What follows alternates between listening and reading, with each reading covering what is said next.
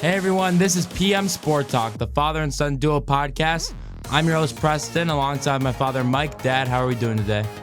I'm doing great. Had quite an interesting week of football this past weekend, and let's get into it. Let's get into it.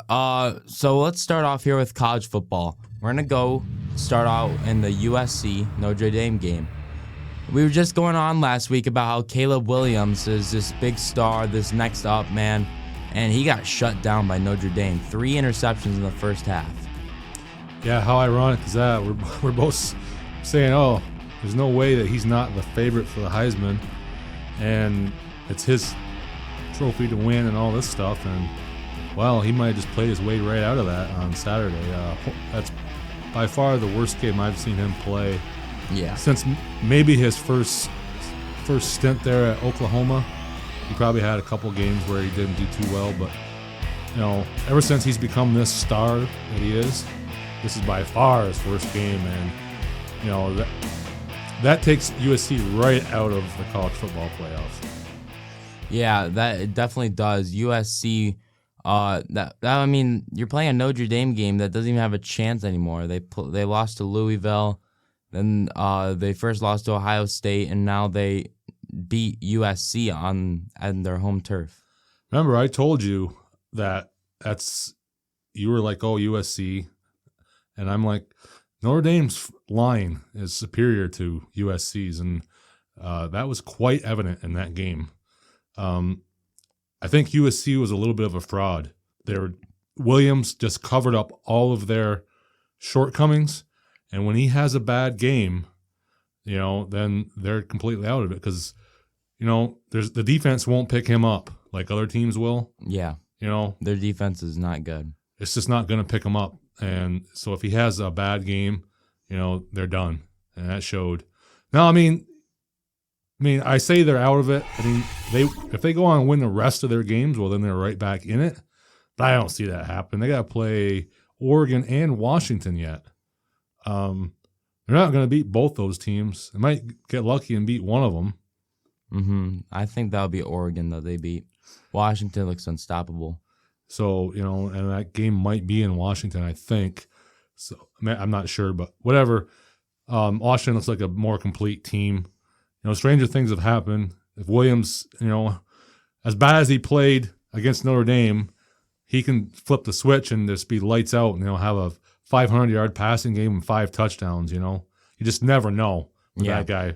But yeah, we're not looking too good with our predictions of him being the Heisman now. Yeah, I think that's Penix's trophy to win now. Yeah, if Penix plays good the rest of the season, doesn't have any clunkers, that's his trophy to win. Yeah, and that's our next game here.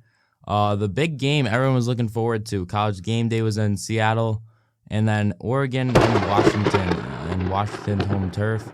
What a game. Michael Penix threw a game-winning touchdown with about a minute and a half left, and then Oregon missing the field goal at the end, securing Washington's win. Yeah, what a game. What a back and forth. That was a great game. It was really probably the only good game all weekend was that one. Yeah. It was by far, it was the best game, college and pro, of the weekend for sure. 2 great teams going back and forth.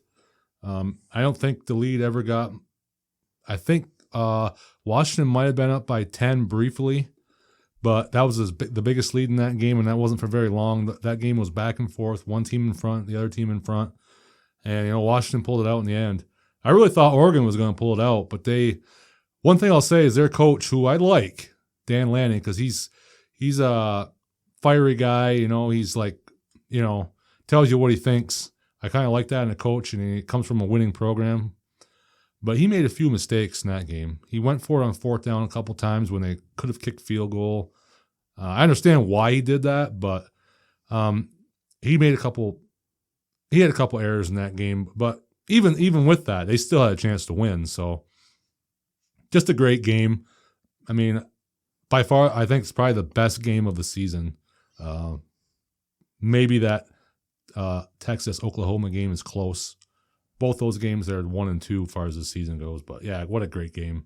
Yeah, USC Arizona had me up till 2 a.m. too. That was a good game. They have a bunch of is a great college football season so far. Yeah. Now Washington, they're in the driver's seat. They already beat probably the toughest team they're going to play. If they get by USC, they're looking really good to get in that college football playoff. I mean, of course, they have to win the championship game too. So there are some stumbling blocks, but they're looking good. I'd love to see a new team in there, especially Washington. Michael Penix would be electric in that college football playoff picture. Yeah, we need some new teams. It's getting kind of stale. It's always Michigan, Ohio State, and Georgia are in there every year, it seems like. As much as, we both root for Michigan, and I root for Michigan, you root for Ohio State. But, it's great to see some new blood in there. The only thing I'm worried about is if these guys knock each other off.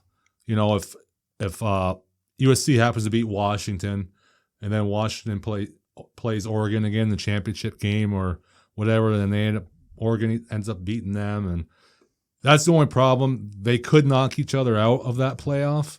Yeah, I hope not, but that would be the bad thing.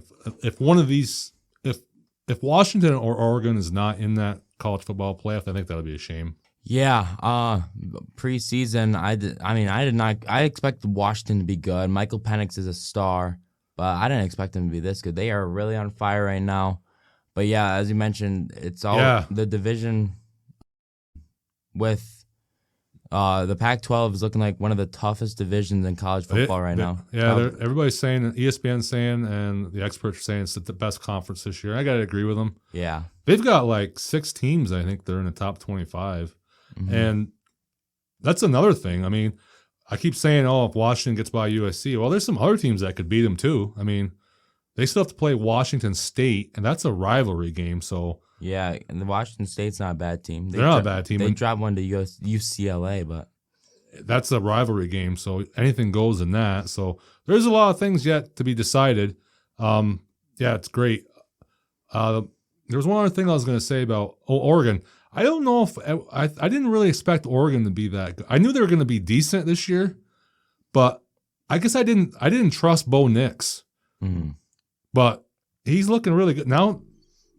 Remember when he left Auburn, how bad he was there? Oh, he was terrible. And then last year he was okay at Oregon, but he wasn't great. Yeah.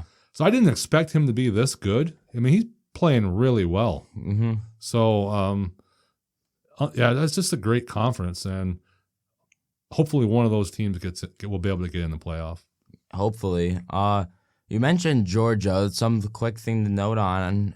It's definitely a big impact. Earlier today, it broke that Brock Bowers is out for the season with surgery with an ankle. I didn't hear that. I knew he was hurt, but I didn't know he was out for the season. Tightrope surgery on that ankle is going to keep him out for the season. That's a killer for them. He's great. Mm-hmm. But I have to say, I watched a little bit of their game on Saturday, and their backup tight end, I can't remember his name off the top of my head. Man, he looked pretty good himself. They've got a lot of talent there. There's no way they can replace Bowers, but I think they'll be okay. They should be. If Carson Beck is really their quarterback for this season, he's good. He's good. So if he's able to continue it without Bowers, that shows us that he's not a system quarterback there at Georgia. Yeah. I mean, they're not as good as they were last year, of course, but I still think they're the best team in the SEC. It's not that hard to do. not this year, and I think they're going to go undefeated, don't you? I don't see anybody beat. I mean, they have a rivalry game with Florida coming up, but Florida's not that good this year. They suck. And they'll end up playing either probably Alabama or LSU in the championship game. We saw LSU went last year. And LSU destroyed them. I mean, not LSU. Georgia destroyed LSU. Yeah. And even though Alabama only has one loss and they're playing a lot better now than they were before, they're not. I mean, they only won by 3 points against Arkansas, so they might go. They might not lose another game. I mean, they got to play LSU. That would be a close game, but I just don't see Georgia losing to anybody in that conference. They're not as dominant as they were last year, but they don't have to be. So. As long as their receivers and their tight ends are serviceable, they should still get back to that championship game. Yeah, they should. I think Carson Beck is better than Bennett. So Yeah, Stetson Bennett. I know you didn't like him, but I hated him. I hated him. He did win 2 national championships. But Carson, if you look at the stats, I was looking at the stats this week for quarterbacks. Penix and Caleb Williams, even with those 3 interceptions, were still at the top. And Carson Beck is right there with them. He doesn't have as many touchdowns, but he's thrown for as many yards in college football. So he can really throw the ball. They run the ball a lot, so he's not going to get the touchdowns that Williams is going to get. Yeah. So, yeah, I really like his game, and he's gotten better every game that I've seen him. So Georgia's going to be right there at the end. So, yeah. But a big injury, I mean, it's not going to help him, that's for sure. No, I mean, Brock Bowers, he was the reason they barely won against Auburn. That's true. We're going to have to see what impact it makes with that Georgia team. It could affect them big time, or they might be able to move on without him. Yeah, it's tough to say. I mean, and think about his draft stock, too. He was projected to be like top 10. I don't know if he'll still be there or not, but he might drop a little bit, but he's so good that he should still be a pretty good pick, I would think. Yeah. I think what helps Georgia is that this injury happened early. If this injury happened like the last game of the season or something before the championship game, that would be devastating. But they've got a lot of games to get right without him. Yeah. And against teams that aren't that good. Mm-hmm. So they should be all set by the end of the season. And that's a fair point, yeah. I think that's the only good thing about this is it happened early enough in the season that whoever's going to replace him has plenty of enough time to get with that offense and get rolling. Yeah, I agree. That's a fair point. That's actually a really good point. We'll just have to see what Georgia will look like for the rest of the season. Moving on here, we're going to move on from college football, and we'll go to the MLB playoffs. So how about that Braves-Phillies series? That was a really good series. Till the end. Game 3 was... had some nice plays in it. It was just a fun series to watch, even though Philly won 3-1. Yeah, they won 3-1. Another year, Atlanta goes down to Phillies again. To Phillies again. I didn't think they would this year. Even when Philly won the first game, I thought for sure since when the Braves won the second game, I thought for sure, okay, they're going to roll now. I believe I said that on our last episode. All right, Atlanta's going to roll. Mm-hmm. Well, they didn't roll. They rolled out of the playoffs. Yeah, they had that great comeback in that game, and then in Game 3 they got blown out 10-2, and then this deciding game, was 3-1, and they just didn't show any life. No, none. They had the bases loaded for Ronald Acuna Jr. and I was watching. I was like, oh boy, here it is, grand slam, and as soon as he hit it, I thought it was gone, and then Johan Rojas ran right back to the wall and made that amazing catch, and that really won. In my opinion, that won the Phillies the game. Yeah, I think that just deflated Atlanta. They should have had a run. They should have had a run before that because Pilar should have got home on that wild pitch. Oh yeah, that was brutal base running. That would have made it 3-2, and then even if Acuna did fly out like he did, and they didn't get any more runs. It would only been a 1-run game. And it's a lot easier to try to mount a comeback in the last couple innings when you're only down 1. Because all you got to do is get one guy on base, and you got a chance because they can steal. That team can steal bases, and they would have had a chance to tie that up. Yeah, but didn't happen. I guess Philadelphia is they got the clutch gene. They're just built for the playoffs. Their top 2 starters are better than Atlanta's. Yeah, and that's really all you really need. Those 2 really good pitchers, starters. Wheeler, Nola. They have that great pitching. Their bullpen is nice too. Yeah, the only thing I don't like about their bullpen is Craig Kimbrell. You don't like him? He's actually been good this season. Yeah, but I mean he was bad before. He went through a stretch there the last few years. He went from team to team to team because he was just horrible. He was good with the Red Sox for a long time, and then he just fell off there. And it took him a long time, but it seems like he's found his place with Philly because he's been good with them. Yeah, he definitely has. He played. I think he closed. No, he pitched seventh inning, eighth inning, and then they brought in Strom, who got the job done. That he played pretty good through those 2 innings. Yeah, yeah. They're just. It might be their time. I mean, Harper's playing really well, so yeah. Yeah, and they're winning against the Diamondbacks. I mean, I don't think it's gonna be close. Yeah, they're going to be in the World Series. Just a matter of who they're going to play. They won 5-2 yesterday. Yeah. So, and I would expect that to be 5 games at the most. 3 home runs in the first inning tells the whole story. Yeah.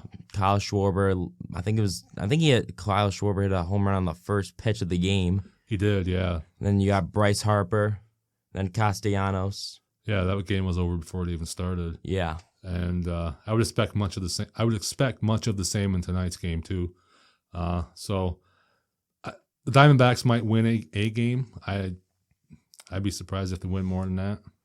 I would say Phillies in 5. That would be my prediction. It was against their best pitcher too, though. When they were hitting off of Zack Gallen like he was Luis Severino. I mean, yeah, I mean, and he's not a bad pitcher. Yeah, he's okay. I mean, he's not that good, but he's decent. Yeah, but he's never been in this situation before. It's Plus in that stadium, loud as it is there. Yeah, it's different. It's a whole different atmosphere. Mm-hmm. Phillies are made for that. I don't think Arizona is, not yet anyway.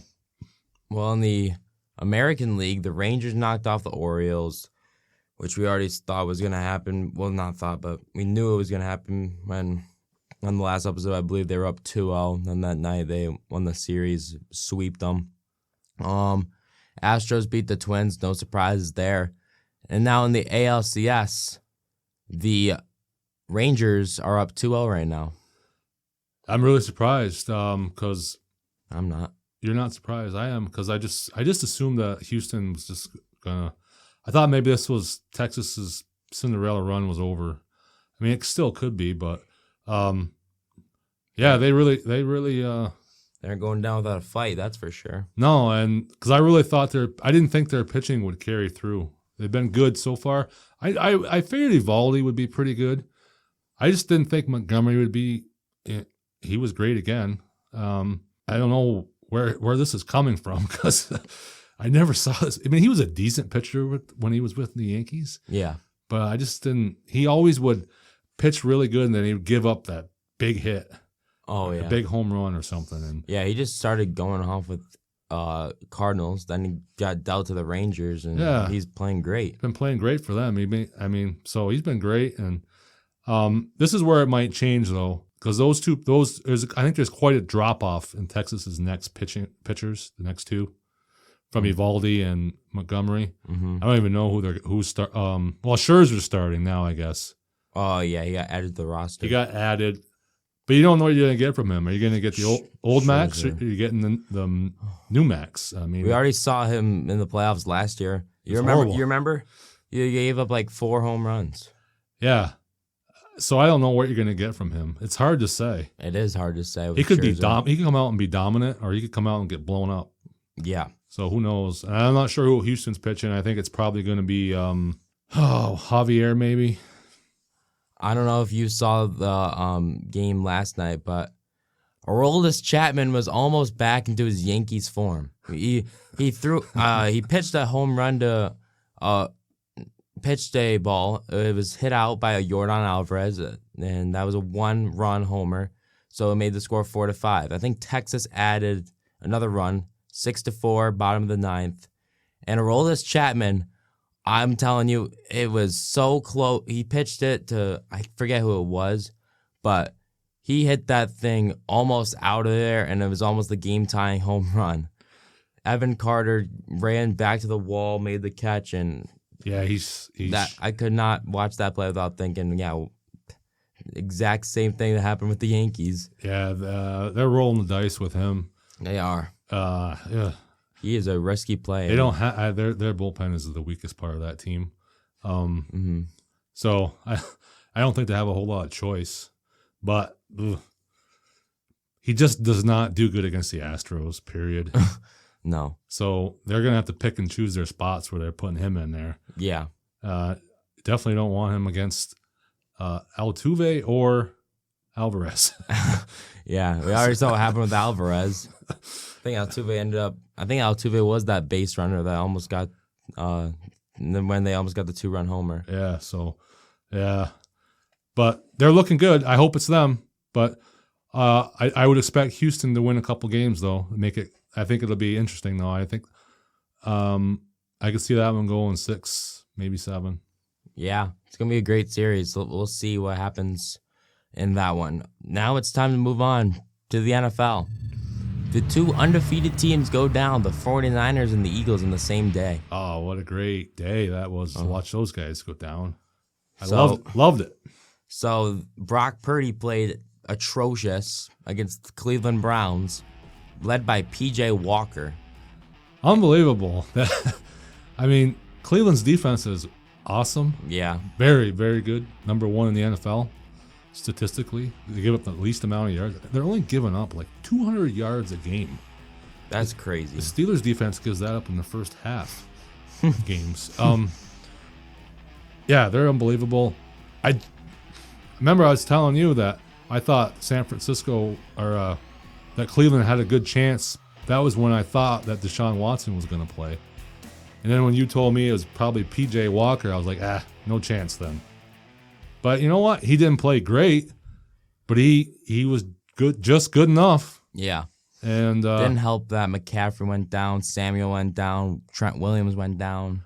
Yeah, that made a big difference. I mean, Brock Purdy came back down to earth, his first loss. Yeah, his insanity runs over. I mean, it's tough for, San Francisco to come back to the East Coast and play in a pretty kind of a rainy day in Cleveland. Off and on rain, I think, by the looks of it, a little bit. So, yeah, there's just that Cleveland defense. That's the story of that game. And Jake Moody missing the field goal. Oh, yeah. 41-yarder. He's been great this season. He just couldn't handle the clutch, I guess, as a rookie kicker. Yeah, I mean, it was just one of those things. I don't know if that's just one of those games for San Francisco or, are they not quite as good as we thought? I mean, I don't know the status of those injuries. I mean, from what I've heard, neither one of them they're going to be out too long. But I'm not positive yet. So, I mean, if those are just short-term injuries, they'll be fine. But if either one, I think the bigger injury there is McCaffrey. Oh, yeah. Because they love to run the ball. And he's the main reason that offense has been so good this year. Absolutely.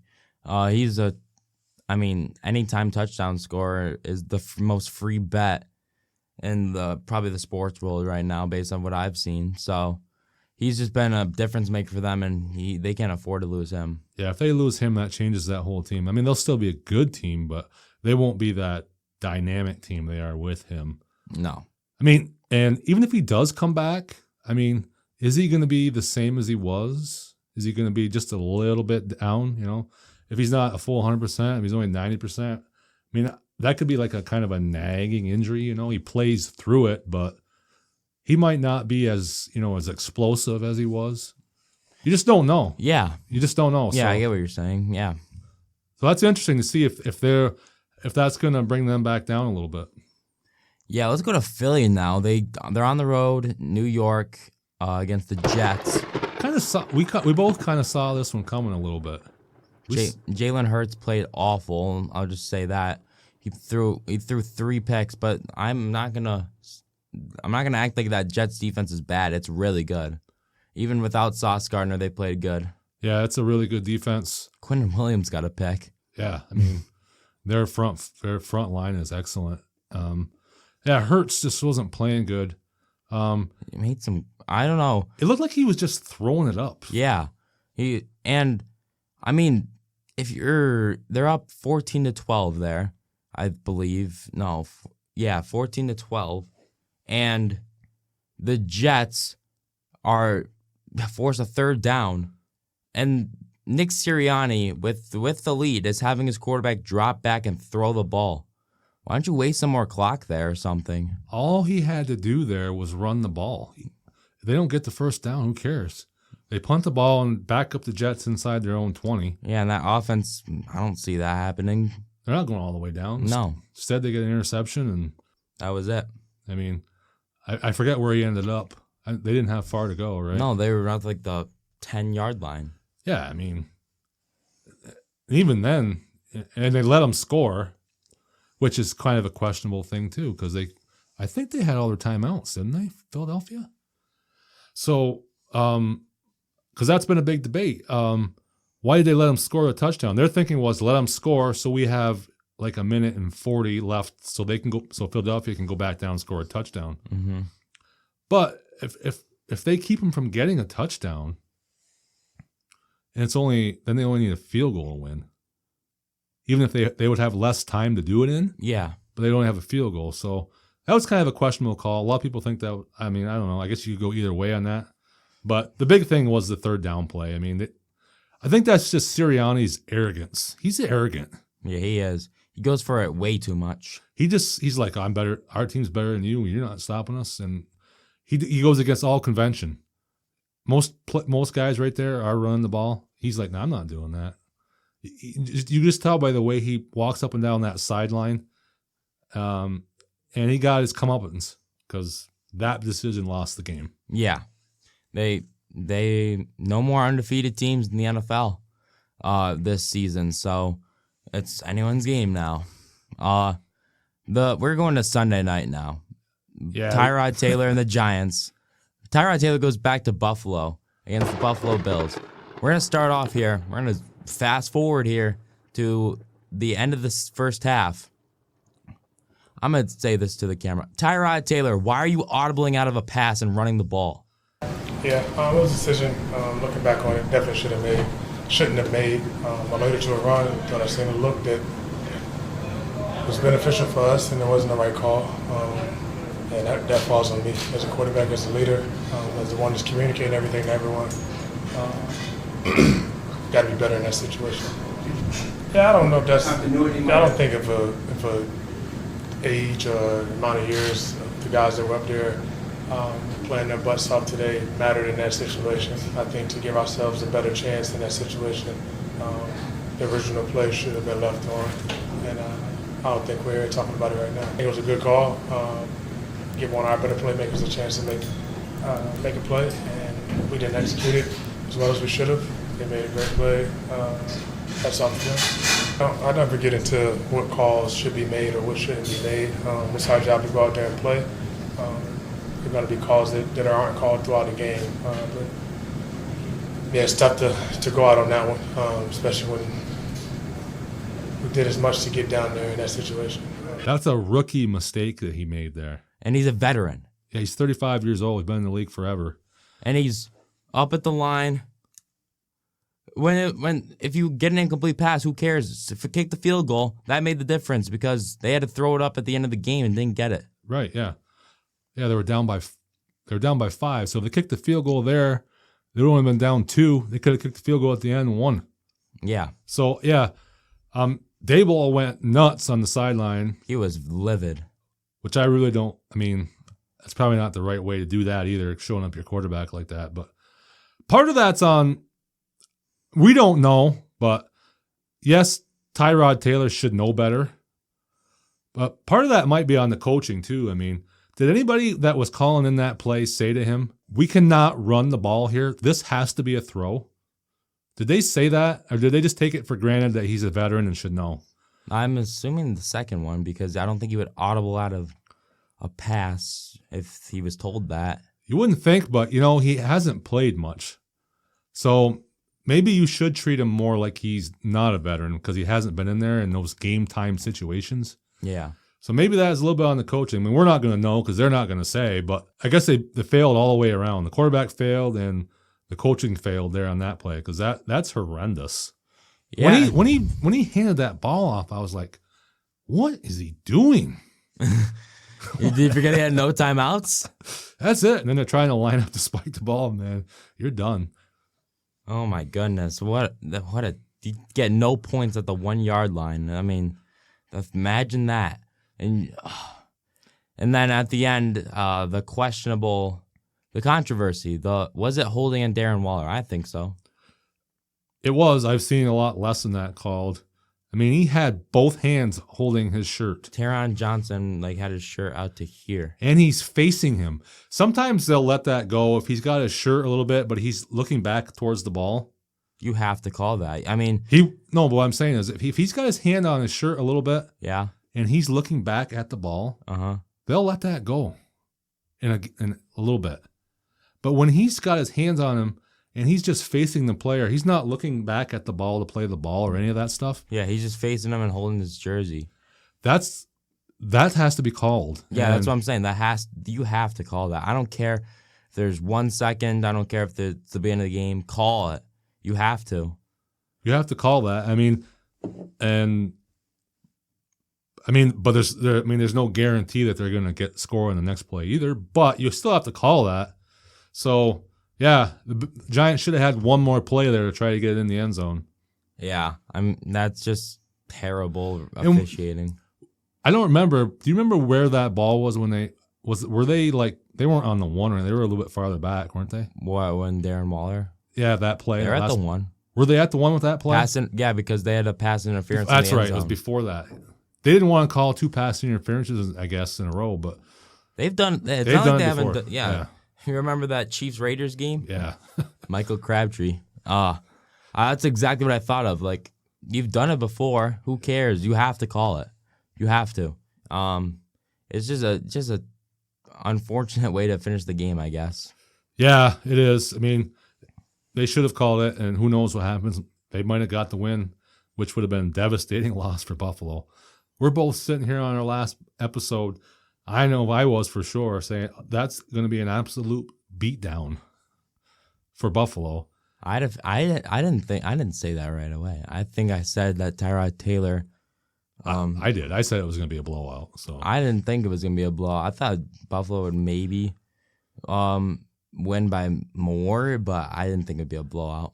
I think I said it was going to be at least 2 touchdowns, but just too much mistakes for the Giants in that game. Giants made a lot of mistakes. I don't know what Buffalo was doing either. Yeah, it was really the game of mistakes, wasn't it? Very bizarre game. It was, I guess you could sum it up to this. The Giants just being a bad football team and the Bills maybe having a hangover coming back from London. Yeah. I don't know other way to put it than that because those 2 teams on the same field, that should be a Buffalo easy win. Mm-hmm. And it was far from that. Yeah, definitely. Giants go down. I want to point something out. They had on the drive before the final drive, so when they gave the ball back to Buffalo because they didn't get on 4th down, used the 3 timeouts, Tyrod Taylor had a huge throw to Jalen Hyatt down the sideline, and that got him in position to score again. But guess who was the illegal man downfield? Take a wild guess. Evan Neal. That's right. Yes. Oh my! He's just been terrible. He's horrendous. Yeah, he's horrible. And the fans can't stand him because he's calling fans hamburger flippers. Did you hear about that? Oh, I saw that. Yeah, that's gonna be him in a few years if he keeps this up. Yeah, so you might want to watch what he say. He's gonna be right out of the league. He's brutal. He's the number 1 draft. He's a top 10 draft pick. Yeah, he was top 5 or something like that. He's brutal. I don't know if you saw, but in that Seahawks-Giants game, Evan Neal blocked Darren Waller, which caused an interception. Darren Waller was doing his job, and Evan Neal went over there and shoved him by accident or whatever it was. Oh, my goodness. Yeah. He blocked his own player. Yeah, he's just been a train wreck all season. That offensive line, they lost another guy right in the first series. They're starting left tackle, and they had to put in Justin Pugh. Justin Pugh was in at guard, I believe, and you saw his Sunday night intro straight off the couch. Straight off the couch, and he didn't look good at first, but after that, he actually didn't play too bad for a guy that hasn't played. Yeah, for a guy who hasn't played in a while, I mean, you can't really blame him. No, you can't expect too much. Yeah, he played decent. Played decent, yeah. So, huge win for Buffalo. Not pretty, but they got the job done. Yeah, that's all that matters. Get the job done. And, they're only a game behind Miami, and they've got the tiebreaker over Miami. So, Miami plays Philly, the big game this weekend coming up. Oh, a good Sunday night game finally. Sunday night game. So, if Philly happens to win that, Miami and Buffalo wins, then Buffalo will be back in first place. So that was a big win for the Bills. Well, Dad, our first play of the week comes in Florida State with the opposing Syracuse. Travis throws it up, and oh my goodness, Keon Coleman has done it again.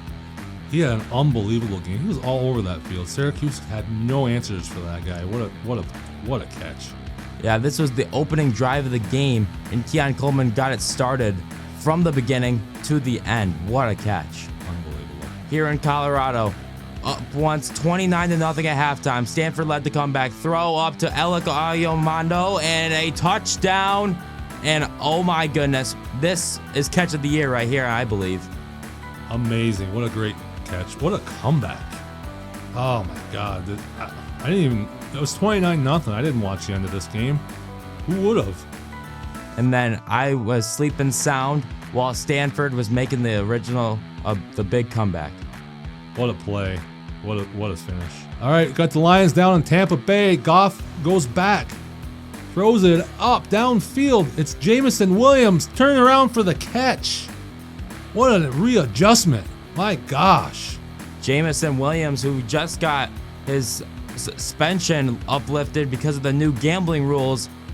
Wow. The blazing speed of Jameson Williams. I mean, this guy was a speedster out of Alabama. He couldn't see the ball there. Turns around. It's right there for him to make the catch. Wow. Looks like the corner and the safety got mixed up a little bit there. Looked like the safety was expecting the corner to go with him, and he didn't. And wow, you can't give Jameson Williams that kind of freedom. Well, Dad, coming from the NLDS, Philadelphia up 2-1 in the game and the series. Strider deals it, and Castellanos, his second home run of this game, put him up 3-1 and in the driver's seat to go to the NLCS. What a heartbreaker that was for Atlanta. Wow. You'd think maybe he left Strider in too long. He's going to be second-guessing himself on that one. 96 pitches. Castellanos takes him yard, and that was all she wrote for the Braves. 2 back-to-back home runs, Dad, for Castellanos. 2 home run games. In this game, he had 2 home runs. The game prior, he had 2 home runs. Yeah, what a series for him. Man, amazing. That was just awesome. Philadelphia's on a roll. All right, Washington down 4 Oregon. 1 minute, less than 2 minutes to go. Penix back, throws it. Dunas, touchdown. What turns out to be the game winner. So clutch. Michael Penix has those clutch genes in him, and it showed it right here. What a game for this young man, Michael Penix, having an outstanding ball game and ended up being the game-winning drive. Look at that scoring drive, 2 plays. Well, Dad, unfortunately, that is our time for today's episode, but can't go away without making predictions. Would you like to make a World Series prediction for the teams left? Yeah, I'm going to go Texas against Philadelphia, and I'm going to say Philadelphia wins in a 7-game series. I'm going to go Texas Phillies as well. I'm going to say Texas wins. I like it. Texas wins in a 7-game series as well. That series got 7 games written all over it. I hope that's what we end up. I do not want to see the Astros. I don't think anyone does besides Astros fans. But that is our conclusion for today's episode of PM Sport Talk. I am Preston, alongside my father Mike, once again. And we have a website now. You can check us out there at pmsporttalk.com. We stream on Spotify and YouTube. Find us there. And thank you everyone for watching, and have a good night. Hey, if you like what you see, you can subscribe down below, and you can listen to our podcast at any time. And also, if you want to reach out to us, you can reach us at pmsporttalk@gmail.com. Also coming soon is a website. Thank you all for listening. Have a good one.